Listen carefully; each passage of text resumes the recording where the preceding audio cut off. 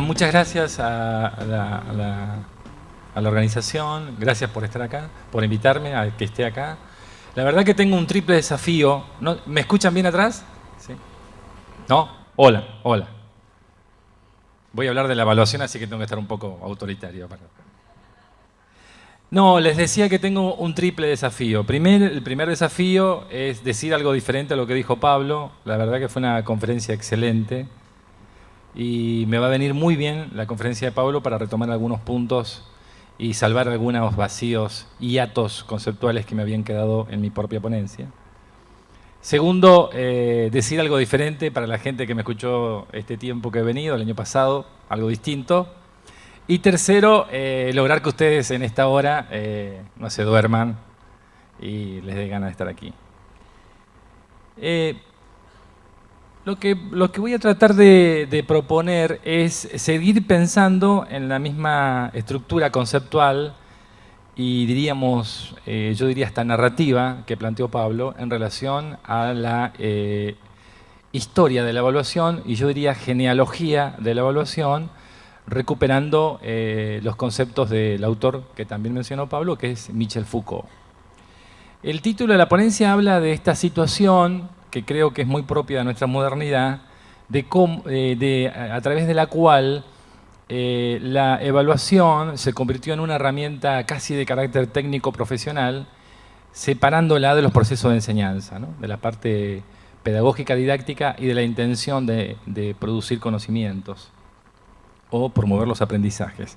Y se la instala como un dispositivo social y político externo, de una exterioridad al sujeto, en realidad al sujeto yo voy a hacer hincapié en tanto en el alumno, tanto como en el profesor, en el docente. Por lo tanto, digamos, la reflexión que voy a tratar de proponer tiene que ver con pensar a la evaluación, y en este caso particular me permito la salvedad de usar de sinónimo evaluación y examen, como un dispositivo sobredeterminado. Y ahora voy a tratar de explicarles por qué me parece que la evaluación o el examen, como instancia propia que constituye un espacio para la formulación de una nota, está sobredeterminado. Quiero aclarar, y es algo que habíamos charlado con la organización, que las preguntas, como a la tarde vamos a estar con Pablo en un taller de cierre, las preguntas que quedaron para hacerle a Pablo, porque sé que hay gente que quedó con ganas de hacer otras preguntas, y las que me quieran hacer a mí, guárdenlas para la tarde, que vamos en el taller la vamos a trabajar juntos. Una cuestión que es importante señalar es, y un poco por eso decía que lo de Pablo fue realmente muy ilustrativo, pensar desde algunos otros lugares la cuestión del origen de lo escolar. Voy a tomar un poco lo que plantean estos autores de un reciente libro que se llama En defensa de la escuela, y hay una definición que me parece muy importante acerca de que el origen en la polis griega, si uno pudiera buscar un origen muy remoto de la estructura del sistema educativo parecido al nuestro, tiene un origen político, el origen de lo escolar, porque de alguna manera es la idea de usurpar los privilegios de las élites aristocráticas y militares de la Grecia antigua, particularmente con la creación de un tiempo no laboral, ¿no? Un tiempo que no estuviera destinado a lo laboral, un tiempo que en ese momento se denominó como tiempo igualitario del ocio, un tiempo que estuviera fuera de la estructuración del tiempo útil. Y en ese sentido, lo que produjo a la escuela fue la posibilidad de que todos los estudiantes se encontraran en lugares comunes en donde lo que no era lo prioritario era el tiempo del oficio, del tiempo vinculado al trabajo y el tiempo vinculado a una ocupación, sino un tiempo vinculado al pensamiento, que en ese momento se le llamó el tiempo del ocio. Entonces, digamos, la escuela, según nuestros autores, crea un tiempo igualitario y por lo tanto la invención de la escuela podríamos describirla como la democratización del tiempo libre. Una democratización del tiempo libre. Situación que la escuela no ha perdido. ¿No?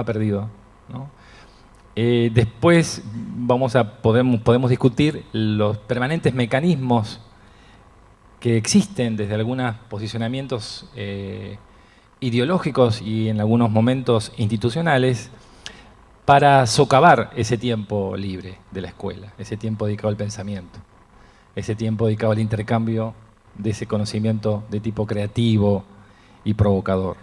Vamos a ver cómo ese tiempo también ha sido de algún modo socavado y atacado de algún modo.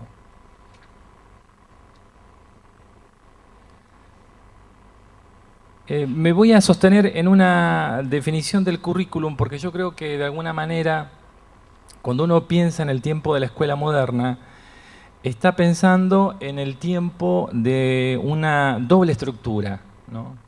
La doble estructura en términos de cómo lo plantea una autora mexicana que se llama Alicia de Alba, que de paso aclaro es mi directora de tesis doctoral y todavía no soy doctor, estoy a meses de la defensa, pero todavía no soy doctor. Y ella es mi directora de tesis. Ella tiene un trabajo muy lindo sobre el currículum de un libro que se llama Crisis, mitos y perspectivas, pero tiene otros más que en todo caso después les puedo comentar. Lo que plantea esta doble situación de la escuela es la posibilidad de pensar una estrategia de saber en relación a un contenido secuenciado. Digamos, la escuela moderna nos legó esa posibilidad. Podríamos decir que en general la escuela jesuítica nos delegó esa cuestión del currículum. En relación a esos dos procesos, algo para enseñar en la estructura de un tiempo secuencial. La modernidad, el surgimiento del Estado moderno, el Estado moderno post-feudal, toma esta idea de construcción curricular con tanta seriedad que le permite determinar una conceptualización que es muy importante, me parece tenerla presente, que es la noción de saber estatal. Esto lo plantean varios autores, un autor que se llama Rosan Ballón, el mismo Foucault, y Agamben y algunos otros. La idea de saber estatal tiene que ver con que un proceso de visibilización y de invisibilización de los saberes. ¿Qué quiere decir esto? Que saber va a ser aquel conocimiento que el Estado reconozca como tal. Y el conocimiento que el Estado no reconozca como tal va a estar invisibilizado, va a estar oculto. El famoso ejemplo que creo que le hemos comentado es el ejemplo del curandero y el médico. El médico tiene un saber oficializado y el curandero tiene un saber no oficializado. Los curanderos siguen existiendo, pero el Estado no les da el reconocimiento. Y aquí me quiero detener en esta definición de lo que sería pensar el currículum en la escuela, digamos. Lo que diferencia uno de otro es la estructuración de un contenido profesional, preparado, diseñado para la consecución de un fin práctico, que puede ser la titulación profesional. Y el fin práctico está connotado socialmente, no por el saber que el sujeto dice que posee o que otros pueden llegar a decir que él posee, sino por la titulación asociada al examen, a la vinculación de una prueba, al cumplimiento de una secuencia de contenidos particulares que fue adquiriendo en un sistema particular de conocimientos como es la universidad. Entonces, lo que propone Alicia de Alba es la posibilidad de repensar ese vínculo currículum-sociedad, porque de alguna manera lo que está en discusión de manera fundamental es lo que la sociedad está discutiendo en relación a las prácticas, pero fundamentalmente en relación a un sistema de producción del saber, tanto de producción económica como social, como político. Por lo tanto, la noción de currículum y la estructuración curricular en relación a contenidos tiene que ser una discusión permanente, actualizable. Bien.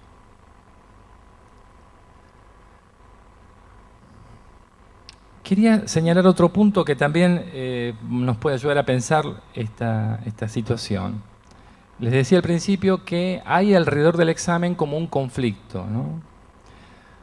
Yo lo que quiero plantear, quizás como una cuestión central de esta exposición, es que que no siempre hubo examen con nota, con calificación numérica.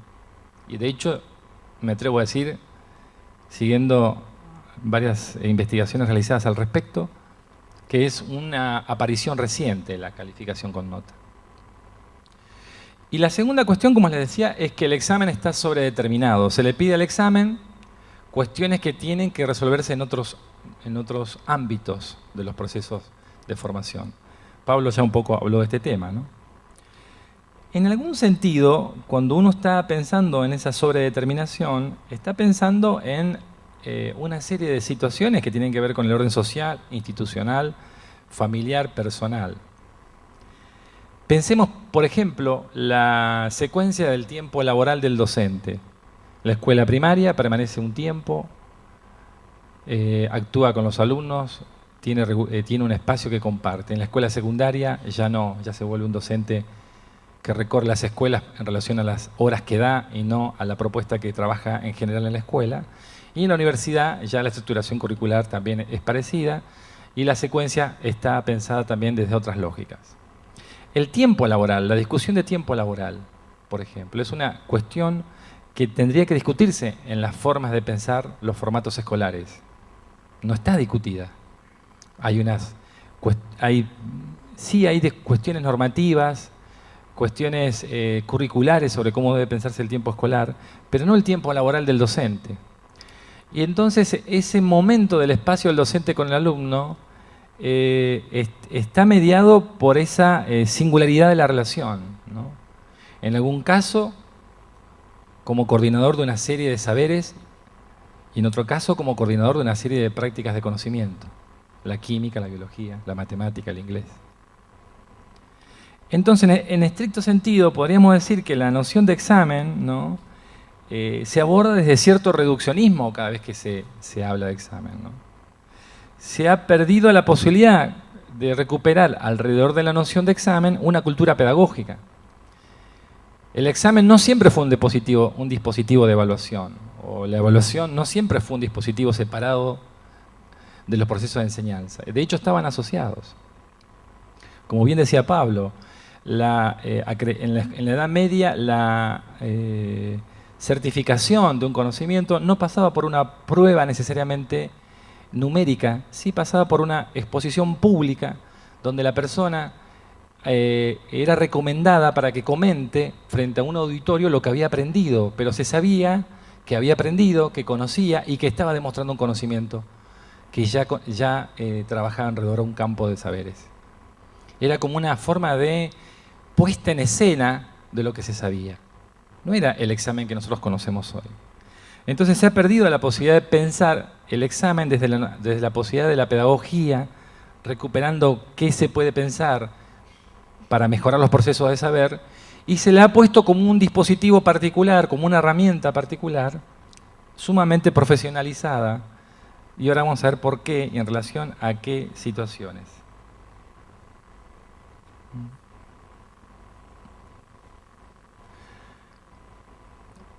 De algún modo, la idea de instrumento a partir del cual se reconoce administrativamente un conocimiento es un tema central. Nosotros estamos, digamos, compelidos, obligados a tratar de calificar y de esa manera dar cuenta en forma pública de un conocimiento adquirido. Pero sabemos que el examen que tomamos no da cuenta de eso.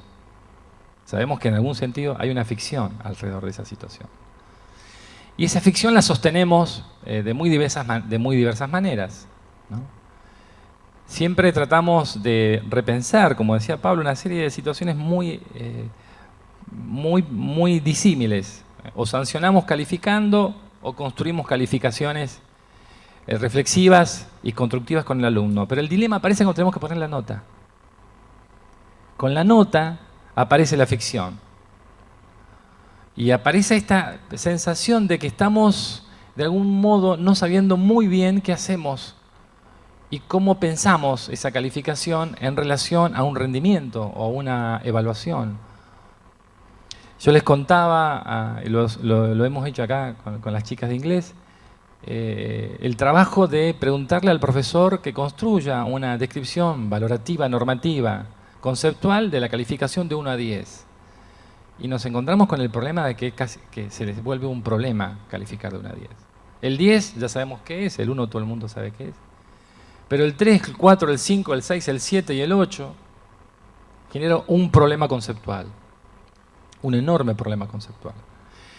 En una investigación que hicimos en la Universidad de la Patagonia, trabajando el mismo tema, descubrimos que los profesores no tenían manera de describir, a no ser que fuera de forma gradual, 1 mejor que 2, 2 mejor que 3, 3 mejor que 4, una manera conceptual de definir la estructura de las notas, y especialmente había problemas entre la nota que sería 5, 6, 7 y 8. Fueron más o menos 100 profesores evaluados. De esos 100 profesores, cuando fuimos a revisar sus fichas de calificación, el 90% calificaba entre 4, 5, 6, 7 y 8. O sea, estamos frente a un problema de conceptualización normativa de un saber estatal, digamos. Se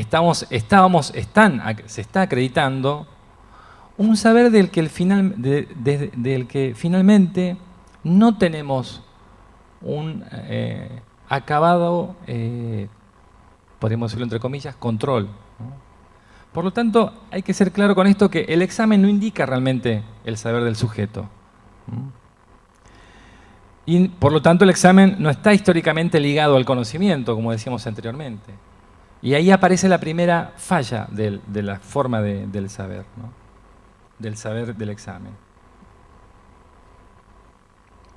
Esto un poco ya lo dije, ¿no?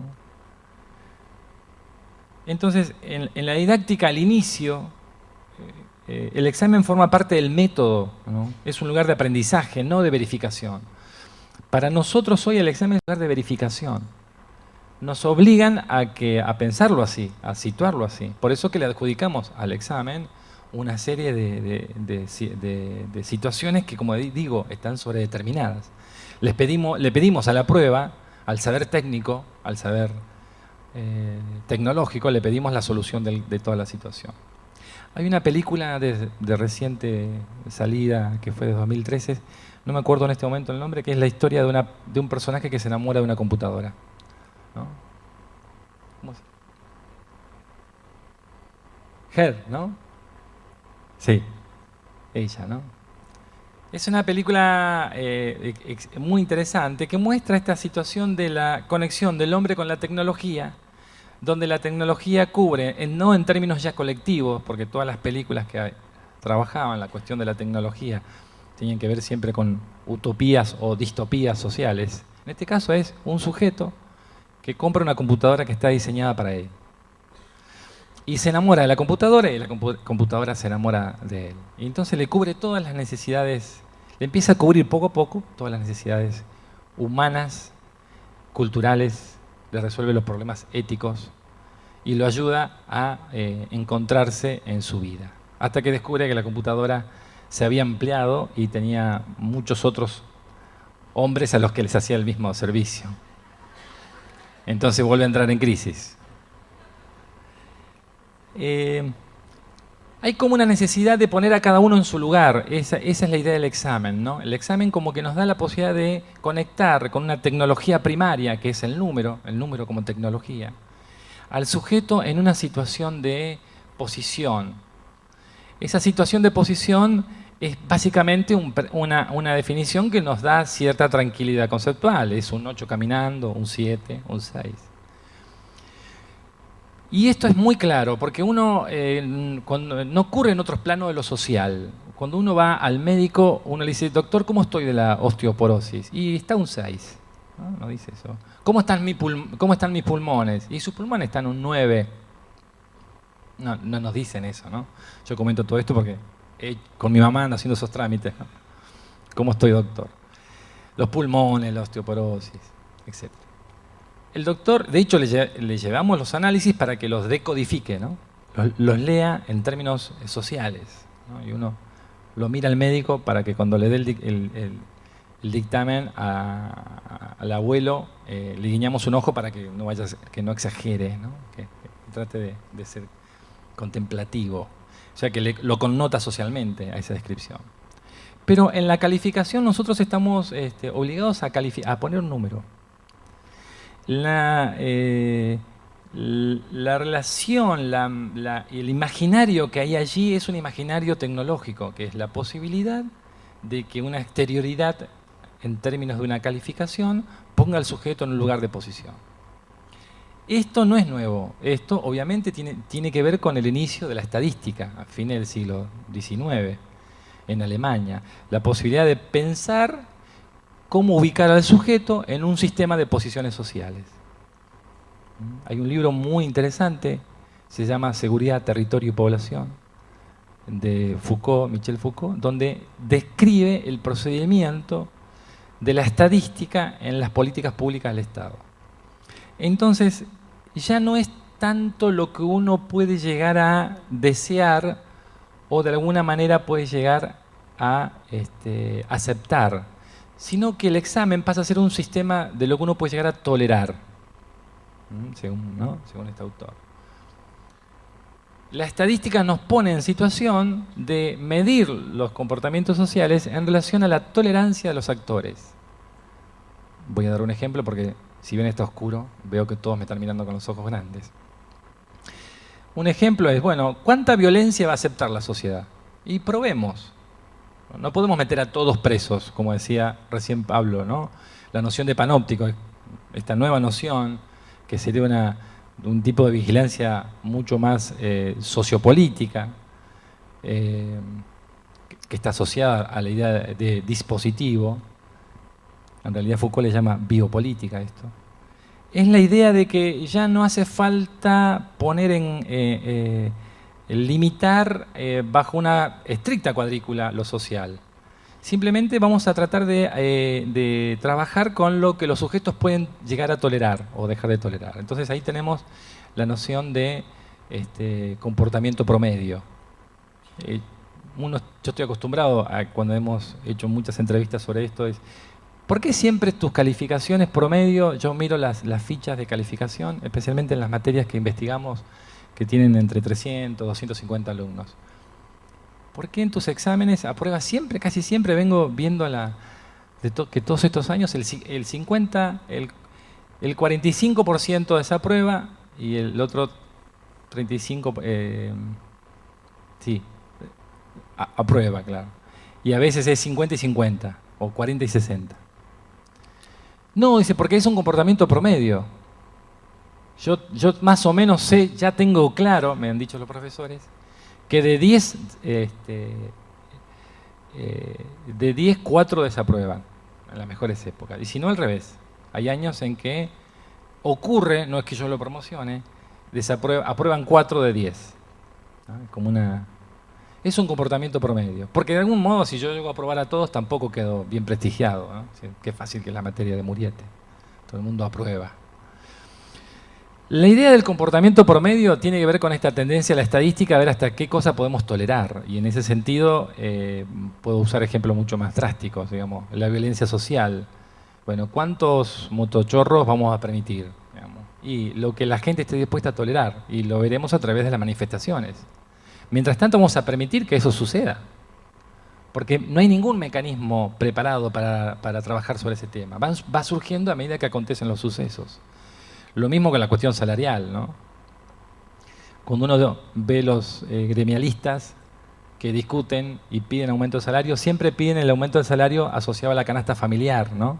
Es decir, nuestros trabajadores están muy al límite de la canasta promedio.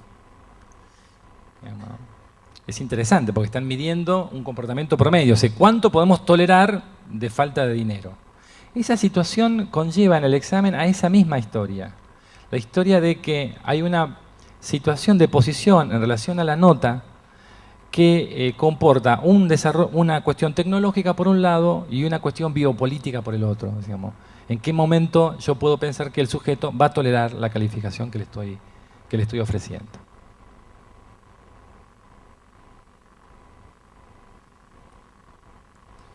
Por lo tanto, la idea de espacio sobredeterminado, ¿no? Hace que de alguna manera volvamos a pensar que el examen es un lugar que está siendo permanentemente observado, ¿no? Por las instituciones escolares, por los padres, por los alumnos, por los docentes. Fíjense que cuando uno trabaja, yo trabajo particularmente en el sistema universitario y algunas investigaciones a nivel medio. Las investigaciones del nivel medio, nosotros hemos relevado datos, básicamente hemos trabajado la cuestión del gobierno, el gobierno político en la escuela, en la figura del director. Nosotros observamos que el director se preocupa por el funcionamiento de la escuela en relación a las notas que los docentes producen con sus alumnos. Sobre el proceso pedagógico no hay mayor comentario, no hay mayor registro. El registro está cuando hay algún problema con la calificación, ¿no? Cuando o sube de algún modo, de manera arbitraria, los estándares para evaluar o los baja demasiado. Ahí surgen algunas discusiones con el docente. Eso lo hemos visto recurrentemente en las discusiones, ¿no? Cuando uno le pregunta sobre la práctica del contenido, el trabajo en el aula, y no hay mucho trabajo asociativo ni de intercambio en ese sentido. Entonces uno se vuelve a encontrar con la noción de comportamiento promedio, ¿no? Con ese comportamiento tendiente al estándar. Voy a hacer un poco de historia, por eso decía que bueno que Pablo haya hecho antes su conferencia, porque me va a permitir a mí resumir y llenar algunos huecos que yo tengo conceptual en esta presentación. Cuando uno busca un antecedente para... ¿Se ve bien? ¿Se alcanzan a ver? ¿Sí? Cuando uno busca un antecedente del examen, el primer antecedente del examen, un autor como Díaz Barriga lo plantea, está en la China imperial. La China imperial de hace 2000 años ya tenía el primer sistema de exámenes, ¿no? Bueno, algunos otros dicen que en la Biblia hay algunos pasajes, y acá saben ustedes más que yo, donde hay examen. Yo lo he buscado y algunos encontré, algunas cuestiones encontré, podríamos discutirlas. Una de ellas es la parábola de los talentos, un examen. Pero en la China imperial se discute la noción de examen porque lo que se quería evitar es la corrupción en el nombramiento de los funcionarios públicos. Entonces se busca un mecanismo para evitar que se nombren a las familias en los cargos públicos. No sé si tiene algo que ver con la actualidad, pero la idea era que querían evitar eso en la China imperial. Entonces el examen consistía en una situación a través de la cual el sujeto que era objeto de la examinación pasaba a vivir, a convivir durante un largo tiempo con el funcionario responsable de su prueba. Pero, ¿qué ocurría? Que si salía mal en la prueba, los dos perdían el cargo. O sea, uno no lo tomaba y el otro lo perdía. Entonces, había una cuestión de maestro-alumno que duraba mucho tiempo, ¿no? Por ahí el alumno le decía, ya estoy preparado, maestro, para el examen, y el maestro le decía, no, todavía te falta. Había una especie de camino vital, un camino vital. Pero finalmente la prueba acontecía, y no solo era una prueba numérica, sino que era una prueba de carácter más bien social, de cómo desempeñarse frente a situaciones concretas. Ese podría ser el primer antecedente del examen. Otro antecedente que yo no lo puse aquí es el caso de los antecedentes de los ritos de pasaje, pero como los ritos de pasaje griegos están muy asociados a cuestiones más de carácter sociosimbólico, de cuestiones vinculadas a las definiciones alrededor de la estructuración del poder, y no las quise tomar, pero ahí tenemos otras pruebas. Lo que pasa es que esas eran pruebas vitales, ¿no? El rey tenía 4 hijos, ya tenía que darle el poder a alguno de ellos, y les decía, bueno, si se van caminando de acá a Comodoro y llegan en 3 días, me suceden. Entonces no llegaban, morían todos los hijos y el rey seguía, ¿no? Los ritos de pasajes tenían que ver con un rito de muerte, en realidad. Ustedes ya los conocen a todos, Jenofonte, la Medusa, etcétera. Pero el antecedente más escolar es el antecedente de la China imperial. Como decía Pablo, en la Edad Media podemos tener el primer gran antecedente de examen formal, como nosotros lo conocemos, ¿no? Y básicamente para la estructuración de los títulos profesionales, porque acá hay algo que tiene que ver con una cuestión muy central en el tema de las profesiones. Es cómo regulo, cómo controlo ¿Cómo puedo mover una economía si no puedo regular el tiempo del trabajo? Y especialmente el tiempo del trabajo técnico. Esa es una cuestión central en la estructuración de por qué el examen también aparece. Entonces, los oficios controlaban los trabajos y los oficios no tenían apuro para hacer sus cosas, tenían sus propios tiempos. Cuando aparece el primer sistema capitalista, el primer sistema feudal burgués, y le empiezan a pedir al fabricador de mesas que haga 10 mesas para la semana que viene, lo iban a ver y el hombre decía, no, hice 4 porque no tuve tiempo, estuve haciendo otras cosas, no pude. Y además no me trajeron materiales, entonces le traían, bueno, queremos 10 sillas para la semana que viene, y le traían los materiales, le traían las maderas, todo. Y a la semana que viene tenía otra excusa. Entonces lo que ocurría ahí era la imposibilidad de apropiarse del tiempo económico del trabajo. Por lo tanto, ¿cómo termina esto? Un periodo previo, que esto también lo describe Foucault y Rosan Ballon también. Hay un periodo previo donde aparecen las escuelas de oficios que serían como internados, ¿no? Cuando uno lee esos relatos, parecen internados y en realidad son escuelas de oficio. ¿Qué es lo que empezó a ocurrir? Ese capitalismo incipiente le quita el tiempo laboral, se apropia el tiempo laboral. Ese es un tema importante para la construcción de la calificación más tarde. Se apropia del tiempo laboral. Al apropiarse del tiempo laboral, ¿qué es lo que hace? Lleva el trabajo a la fábrica. Y al llevar el trabajo a la fábrica, no solo lleva el trabajo, sino que lleva la materia prima y lleva algo que es central en la modernidad, que es la posibilidad de controlar el tiempo humano, ¿no? La predicción y el control, dos características propias de la modernidad, diríamos la modernidad capitalista, tienen que ver con la posibilidad de poder predecir el tiempo y establecer controles sobre los sucesos. Es una preocupación que todavía continúa. Entonces, las profesiones, que es esta trayectividad es el paso anterior en parte de las profesiones, tenemos que lograr un sistema a través del cual nuestras prácticas sobre los saberes médicos, saberes legales, saberes educativos en general, estén en un sistema que nosotros podamos controlar y certificar. Esa es la preocupación de los sistemas escolares en general, de los sistemas que certifican saber. Y es una preocupación que no ha desaparecido. Cualquier reforma curricular lo que se está promoviendo es de qué manera podemos controlar las prácticas de saber. Fíjense, cualquier reforma curricular tiene dos problemas.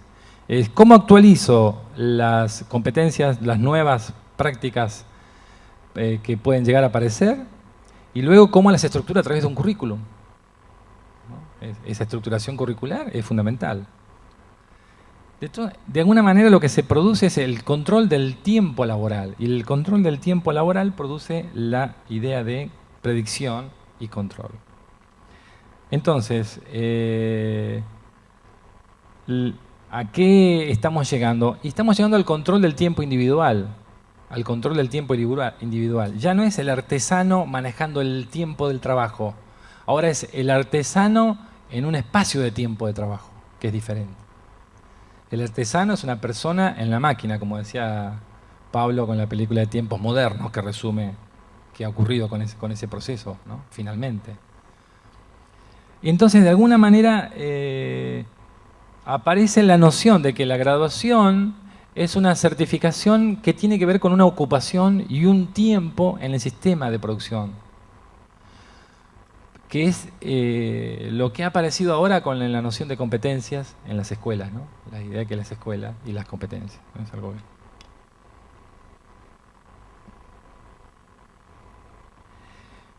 Yo le decía que el furor por la nota, y quizás aprovechando la presentación de Pablo, voy a tratar de trabajar la cuestión de la calificación. El furor por la nota aparece hace 100 años más o menos. La idea de que los test psicométricos que aparecen con Binet, en general en Francia, son recuperados por los norteamericanos para poder pensar, digamos, de algún modo, una estructuración en base a ciertas reglas de comportamiento, pero básicamente conductas conductas que podemos llegar a predecir, ¿no? Entonces, el test, ¿qué nos permite en esta sociedad moderna? La posibilidad de la estandarización y el establecimiento de conductas de algún modo predecibles y claramente la determinación de la clasificación social, ¿no? Los test psicométricos y educativos, ¿no? En principio miden la capacidad cognitiva, eran los test de Binet en Francia, que luego son adaptados por Terman en educación en la Universidad de Stanford, y empiezan a producir un inventario de la personalidad en relación a la inteligencia general de una persona, ¿no? Se usan en la Primera Guerra Mundial, luego se usan en la Segunda Guerra Mundial, y luego se aplican a todos los fines sociales. Hasta la década del 30, particularmente en Estados Unidos, todo se medía, todo era posible de ser medido. Lo que no se podía medir no tenía un valor, no era reconocido, ¿no? Si no podía llegar a ser medido. Obviamente que estas posturas decrecen muy fuertemente en la década del 40, pero la idea de test psicométricos o los testing no desaparecen, continúan, ¿no? Y en ese sentido, a partir de esos test, la idea de medición y evaluación son sinónimos y se produce una evaluación intensa de la vida social.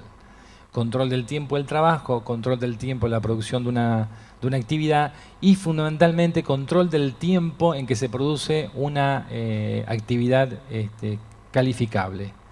Vieron que una de las cuestiones centrales nuestras es, te doy la prueba pero te pongo un tiempo, ¿no? El tiempo en el que yo logro resolver la prueba no está tanto asociado a una secuencia didáctica, sino a un sentido de aprendizaje y desarrollo cognitivo. Cuanto más rápido resuelvo la prueba, más inteligente soy. Cuanto más tardo en resolver la prueba, menos inteligente soy. Todos nosotros hemos sentido la inquietud y una especie de dolor abdominal cuando en el medio de una prueba que dura 3 horas, un compañero nuestro la entrega a la hora. Todos lo vivimos eso. ¿Cómo hizo, no? Una envidia, sabemos. Como decía mi abuela, las envidias nunca son sanas. Una envidia. Después nos enteramos que se había cansado, que le había ido mal, que no tenía más ganas de responder, que no sé. Pero nos hacía sentir muy mal. Porque la idea de control del tiempo es fundamental en el testing que conduce a la construcción de una nota. Porque el tema sería muy romántico si nosotros evitáramos hablar de la calificación a través de la nota. Si no habláramos de la nota, podríamos pensar la evaluación de manera mucho más relajada. Pero tenemos la nota como forma de construcción de una objetivación, de un aprendizaje. Entonces, estamos en un gran problema, ¿no? Y ese es el problema que nos tiene y nos angustia.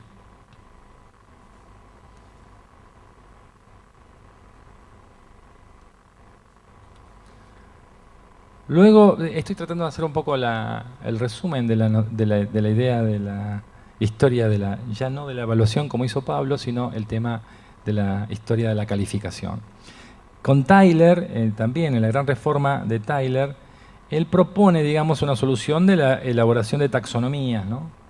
Tratar de usar, que algunos lo deben haber conocido, que nos llegan a nosotros las pruebas, ese tipo de pruebas. Básicamente la idea de prueba de múltiple choice y de múltiples opciones son propias de este gran periodo de Tyler, ¿no? La idea de revisar a los juicios haciendo doble corrección, etc. Más tarde aparece Bloom, en Estados Unidos también, y aparecen las famosas taxonomías y la pedagogía por objetivos, y esta taxonomía para evaluar ya qué cosas se puede aprender y en qué tiempo y en relación a qué contenidos. La idea es que todo docente pueda de alguna manera conocer tanto su contenido que lo pueda tabular en máximas de rendimiento. Un buen docente es aquel que sabe toda su materia y la tiene establecida en una organización tal de que sabe cómo es su secuencia de conocimientos adquiridos en términos de tiempo.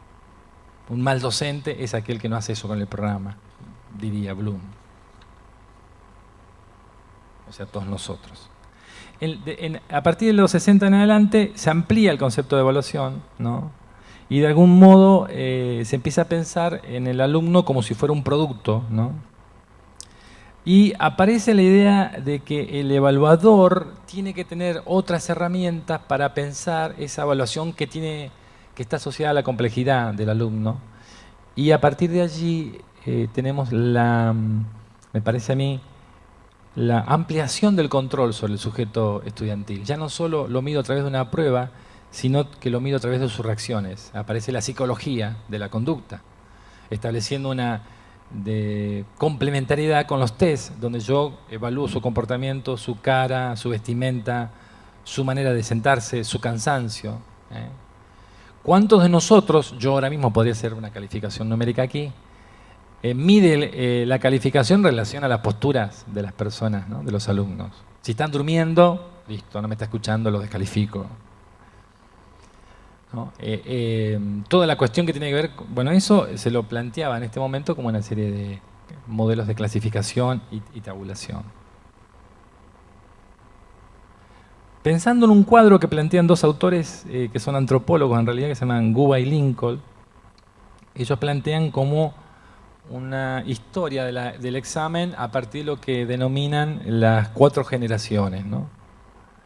La primera generación sería un poco la de los test psicométricos. Después ya sería en donde el que toma el examen es un técnico, no es un pedagogo, sino que es un técnico. Ya la segunda generación, que tiene que ver más con el enfoque taylorista, de Taylor, quiero decir, piensa en la función del analista, la década del 40 en adelante, donde, como les decía, se incorporan se incorporan pautas pedagógicas y también psicológicas de observación de la conducta. La tercera generación para estos autores tienen que ver con algunas situaciones en las que aparece el reconocimiento de la evaluación como un juicio social. O sea, la evaluación no solo es la acreditación de un saber, sino que es la construcción de un juicio público. Y autores como Stenhouse son los que proponen evaluar y reflexionar sobre los procesos de la práctica para pensar el examen, para pensar la calificación, para pensar la evaluación. Y de algún modo la idea que tienen estos autores es que nosotros reconozcamos que somos jueces de las prácticas sociales de nuestros alumnos. Eso nosotros lo conocemos bien, ¿no? Lo conocemos bien porque hay palabras que pueden marcar a una persona para toda la vida, ¿no? Como diciéndole, no estás preparado para estar aquí en este lugar. Y finalmente lo que ellos llaman un conocimiento de cuarta generación sería como ellos están pensando a la evaluación ahora, un poco lo que veníamos discutiendo en la ponencia anterior. Ellos están pensando en la figura de un evaluador como historiador, iluminador, ¿no? Es un poco la palabra que utilizan. Yo traté de traducirla. El evaluador pensando en el contexto en el que se producen las desigualdades de sus alumnos, un poco lo que decía Pablo recién. Un sujeto profesional que tiene en cuenta lo político en relación a tratar de hacer una diferencia en su jornada laboral. Cuando hablamos de evaluador como historiador, estamos hablando de un sujeto que está preocupado por el aprendizaje de sus alumnos. No es un verificador de saberes, es un promotor de saberes, un generador de saberes, y por lo tanto se tiene que involucrar. Hay otro autor que se llama Jacques Rancière, que seguramente lo han escuchado, tiene un libro que se llama El maestro ignorante. Es un libro muy potente, donde el autor nos plantea que uno puede enseñar lo que no sabe. Tuve una discusión sobre un personaje del siglo XVIII que se llamaba Jacotot, que enseñaba francés a alumnos que no sabían francés y él tampoco sabía francés. Y aprendieron. El libro se llama El maestro ignorante, es muy recomendable, porque ahí lo que está hablando es de una decisión política en relación al aprendizaje, ¿no? Al compromiso con el saber. Y el compromiso con el saber tiene que ver con el involucramiento, la implicación.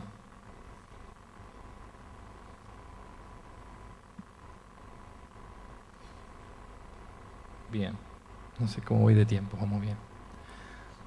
Entonces, en algún sentido estamos frente a una situación en la que podríamos resumir como que la evaluación es necesariamente un proceso sociopolítico, porque Si nosotros decimos que estamos construyendo un juicio social, estamos pensando en una calificación que supera la instancia del contenido, de la verificación del saber. Por lo tanto, estamos pensando en la construcción de un juicio. Nosotros cada vez que evaluamos a alguien, estamos estableciendo un juicio valorativo sobre esa persona. Obviamente que como el compromiso es tan grande, muchos, especialmente cuando yo hice la investigación con los profesores del área de las ingenierías, ellos se daban cuenta que eso era un compromiso muy importante. Entonces, ¿qué hacían? Pruebas que pudieran objetivar sus juicios. Ponían en la prueba, en la construcción detallada de esa prueba, la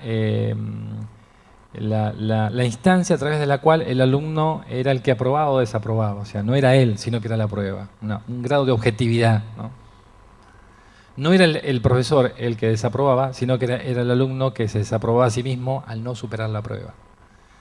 Cuando yo indagué sobre esas cuestiones de las pruebas y pensando en relación a nuevas prácticas pedagógicas en los contenidos que enseñaban, estoy acordándome de una materia que en ese momento se llamaba hormigón, donde el profesor trabajamos una especie de biografía y reconstruimos un poco su historia formativa, y él me reconocía que el hormigón, como conceptualización curricular, que se desactualiza muy rápidamente. Las técnicas para construir se desactualizan o cambian muy rápidamente.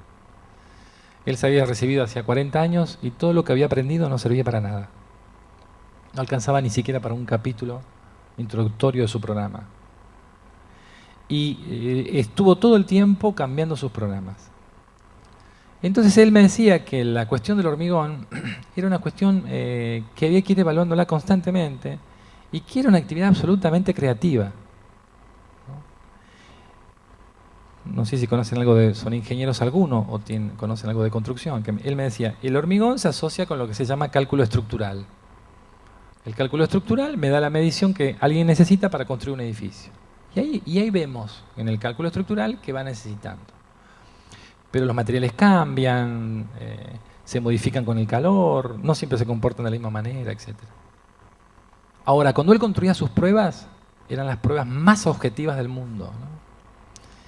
Eran absolutamente impecables, ¿no? Eran casi 60 preguntas, 70 preguntas el examen final, ¿no? Tardaban 7 horas en resolverlo.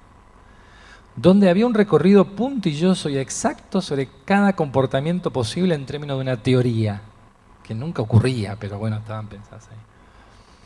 Cuando él me hablaba de objetividad, y luego terminamos de indagar, trabajar con esa biografía durante mucho tiempo, él me confiesa que en realidad lo que a él le preocupa, lo que siempre había tenido problemas era para construir la nota, era la calificación. Él no quería ser responsable de la nota del alumno. Entonces la objetividad en la prueba a él le permitía ponerse afuera. Y se había convertido en su obsesión, ¿no? El mejoramiento año a año de ese examen. Entonces, fíjense el profundo problema que genera evaluar, ¿no? El profundo problema que genera evaluar. Nosotros somos docentes, nos encanta dar un contenido y luego tenemos que evaluarlo. Y ahí aparece el otro problema, ¿no? ¿Cómo logramos? Por eso lo que decía Pablo es muy correcto. ¿Cómo logramos en la propuesta didáctica, en la propuesta pedagógica, incorporar la evaluación desde el inicio, de una manera mucho más creativa, más comprometida, más política, para evitarnos este problema de exteriorizar, de responsabilizarnos nosotros de ese momento, ¿no? Por la angustia que produce? De algún modo, yo quería destacar ese punto, ¿no? Que el último punto que está puesto allí es: la evaluación es un proceso que crea realidad, nos guste o no. La persona que tiene una calificación es una persona que fue producida por una evaluación de alguien. La calificación, ¿no? Esa calificación no es una calificación de un desempeño temporal, contingente, por otra parte. Es la evaluación de un juicio público. A esa persona se le produce una forma de estigmatización cuando la nota no es buena. Hay un libro que se llama Estigma, se lo recomiendo, es muy interesante. Entonces tenemos la idea de que, de alguna manera, el examen debería estar más asociado al método, como fue al inicio, un lugar de aprendizaje y no como un lugar de verificación. Ahora es al revés. Ahora es exactamente al revés, ¿no? Esta situación de la modernidad produjo esta práctica en relación a que nosotros estamos midiendo conductas esperables. Y si le agregamos la noción estadística, estamos midiendo conductas esperables a través de comportamientos promedios.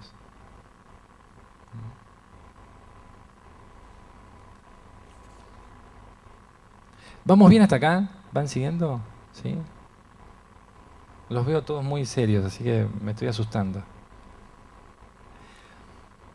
Quiero ir resumiendo y un poco seguir reflexionando con ustedes sobre esta situación. ¿Cómo son las prácticas pedagógicas en la modernidad en relación a esta situación de que los saberes son públicos, ¿no? Es un delicado equilibrio entre saberes y conocimientos, de algún modo, los saberes de la modernidad, ¿no? Por esta situación, ¿no? No todos los saberes son necesariamente conocimientos, pero todos los conocimientos son necesariamente saberes. Con la modernidad esto es así. Cuando hablamos de saberes, hablamos de conocimientos que nos permiten situarnos en un espacio social y resolver situaciones, ya sea sencillas o complejas. Cuando hablamos de saberes. Pero cuando hablamos de conocimientos, hablamos de conocimientos curriculares, verificables y evaluables. Hablamos de conocimientos certificados, ¿no? Regulados, controlados por el Estado.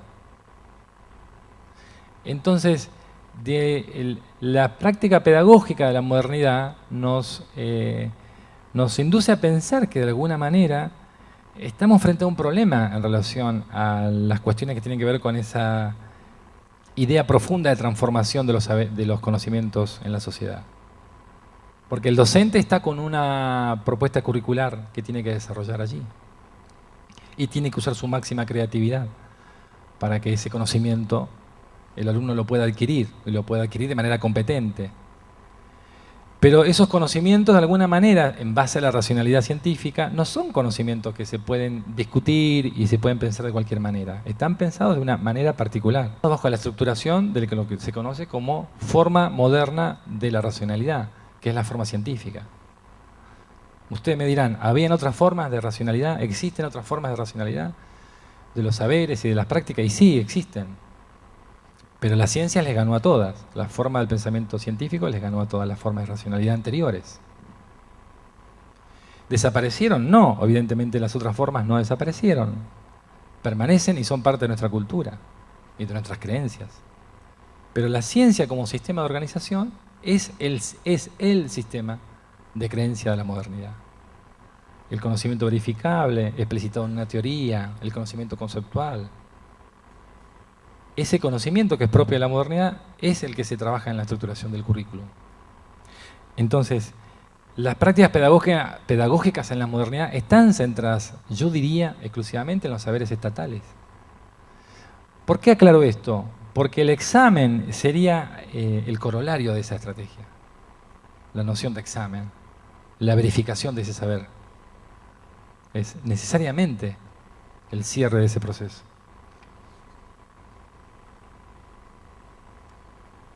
Entonces, para volver a pensar lo mismo, una manera diferente de presentar lo mismo, estamos pensando en que entre los saberes y los conocimientos hay ciertos controles.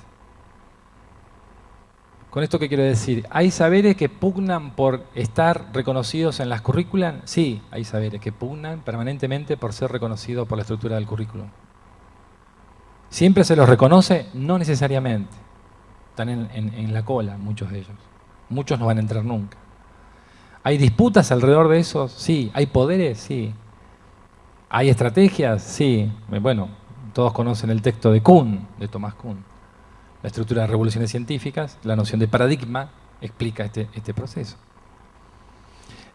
Digamos, hay conocimientos que, al ser visibilizados, producen una hegemonía sobre lo que se puede pensar sobre un campo. Y en ese sentido, la manera de mantener cohesión alrededor del campo, cohesión alrededor del campo, la da la calificación ejemplar que se produce a través de la prueba, del examen, ¿no? De la defensa doctoral, que regula la manera de estructuración de esa forma de saber.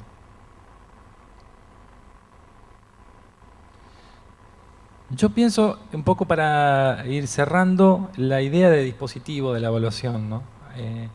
De qué manera está operando esa práctica de evaluación, esa estrategia moderna de dispositivo.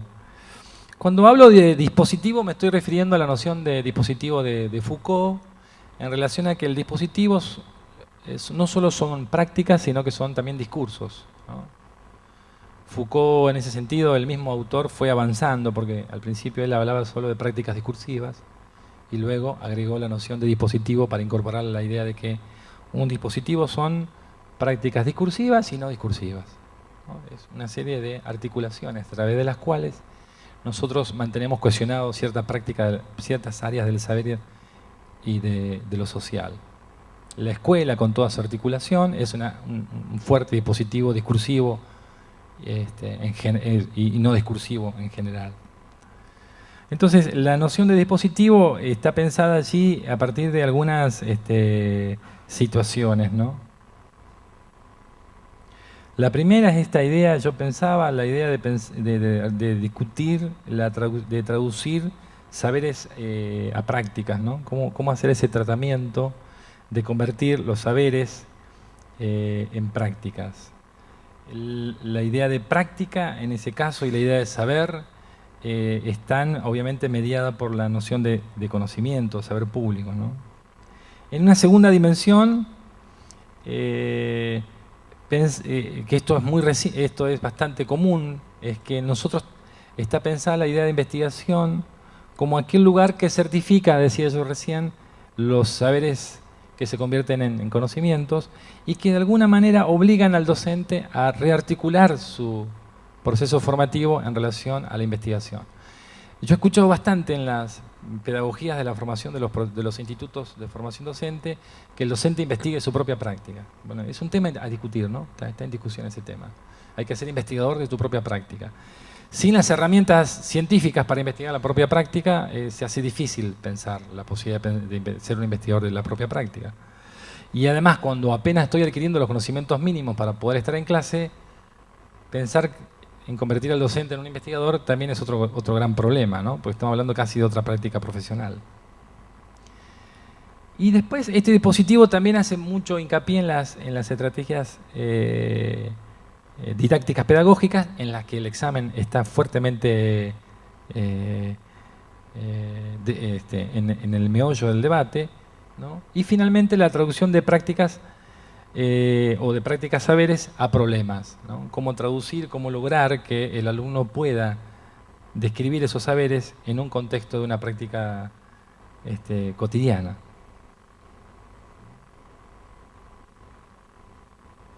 Estoy pensando en una serie de situaciones que un poco son la manera en que esos dispositivos se van constituyendo alrededor del espacio de la escuela. Y la sobredeterminación que esos dispositivos producen sobre la práctica del profesor o del docente. Entonces, el problema es mucho más complejo de lo que uno puede llegar a pensar, ¿no? Cómo evaluar, cómo formarse, cómo vincularse en relación a práctica de investigación y cómo disponer los recursos institucionales, cómo ser creativo en la escasez de los recursos institucionales. O sea, un trabajo por demás complejo. Este es un tema más largo, yo tengo bastantes cosas escritas sobre esta situación, simplemente las quería resumir.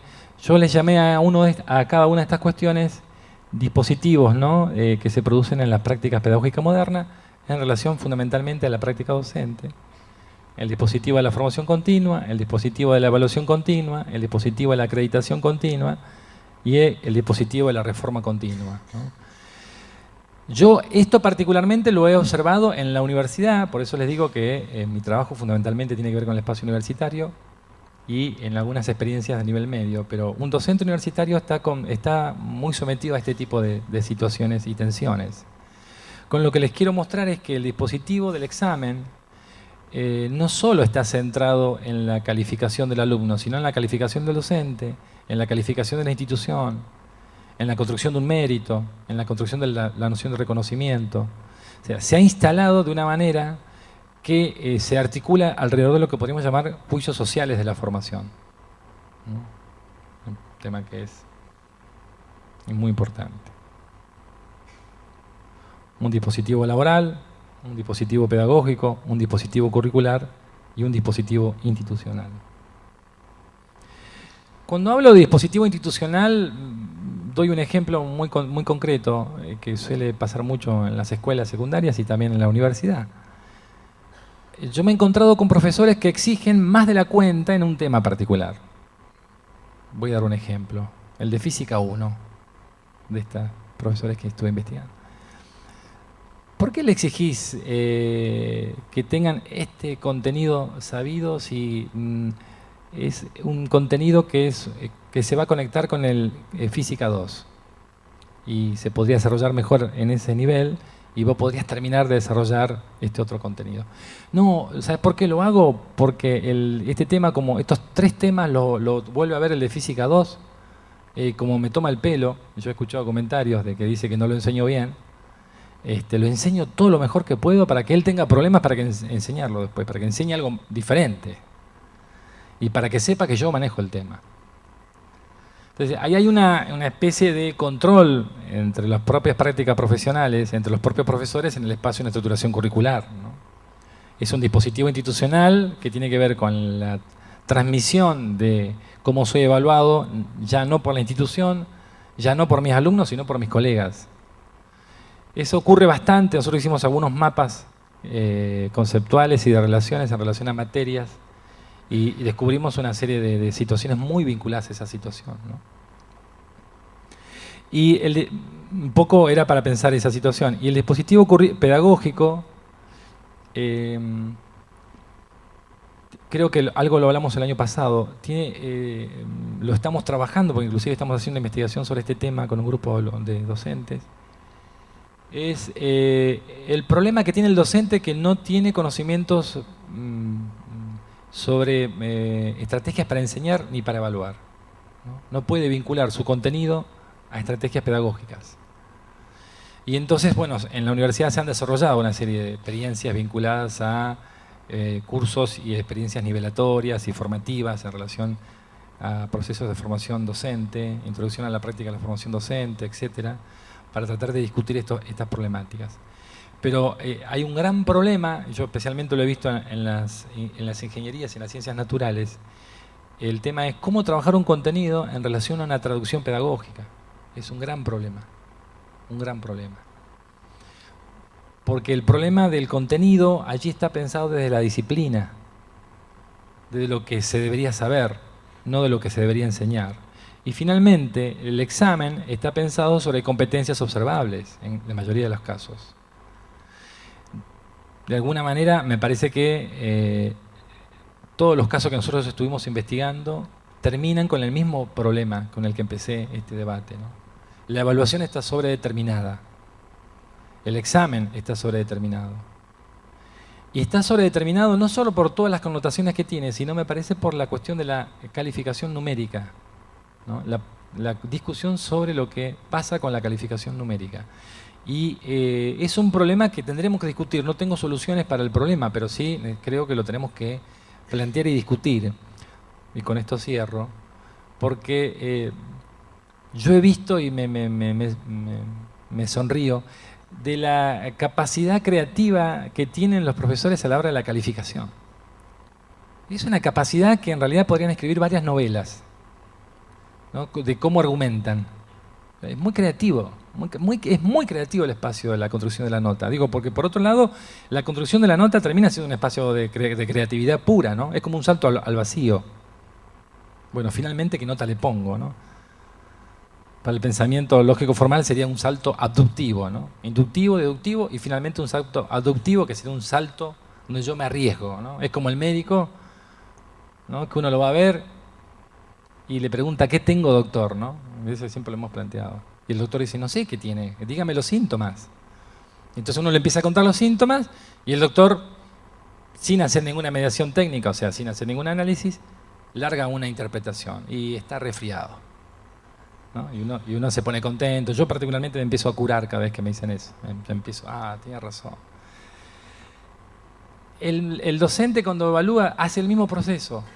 Piénsenlo, es un salto creativo. Es tan creativo que a veces usamos argumentos para que en el tribunal o con los otros compañeros le explicamos, mirá, yo te voy a explicar. Cuando esa descripción empieza a vaciarse de contenido, apelamos a... yo tengo un conocimiento conceptual guardado de este alumno, ¿no? Ese conocimiento conceptual guardado sería como una caja de herramientas de la ficción que yo tengo y a la que apelo para imaginarme la nota que le voy a poner.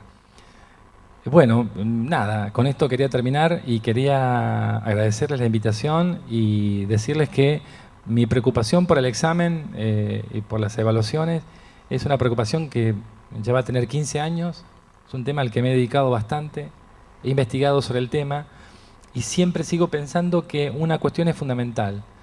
Si el docente es consciente de su trabajo en relación a la evaluación y de lo que significa el examen como construcción de juicio social, ya estamos haciendo una gran diferencia. Si el docente toma conciencia de lo que implica evaluar a un alumno y de lo que implica la responsabilidad que tiene a la hora de construir una nota, me parece que ya hicimos un progreso muy importante. Porque les puedo decir que conozco mucha gente que no se preocupa por ese espacio. Bueno, muchas gracias.